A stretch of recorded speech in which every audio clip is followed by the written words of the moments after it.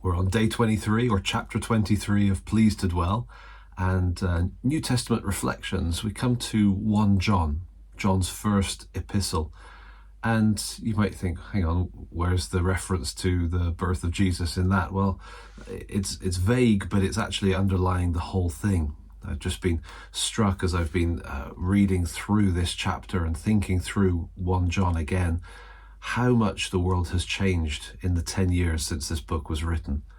I had to explain Gnosticism then, I still do now, but we're seeing Gnosticism much more in the world around us, the kind of encroaching darkness of the sinister work of the enemy.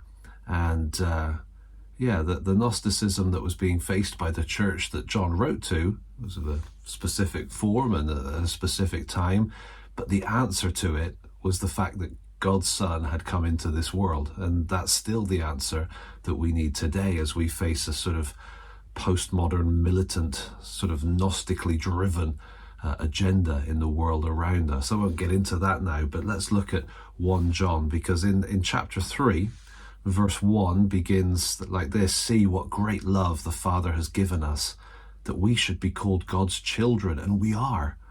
The reason the world does not know us is that it didn't know him." And so there's a difference between those who are in relationship with God and the world around us. They don't know us, what we live for, what we value, why it makes sense. And the reason is they didn't know him either.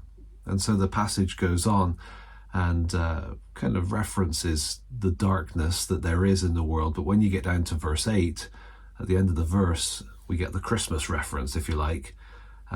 The Son of God was revealed for this purpose, to destroy the devil's works. Okay, so actually I shouldn't say it's just that verse. From the beginning of the book, John has been saying he was physically here. We've touched him, we've seen him, we've been with him, we've embraced him. That fellowship that we have with God is based on the fact that God's Son physically, literally, really became one of us. The incarnation is underlying the entire letter. But I love this statement in verse 8 of chapter 3. The Son of God was revealed for this purpose, to destroy the devil's works. And so a little bit from the book.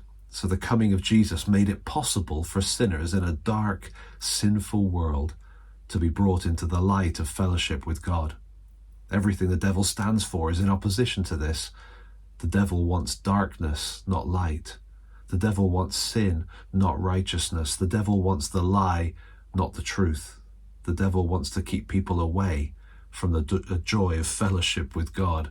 The Son of God appeared to destroy the devil's works.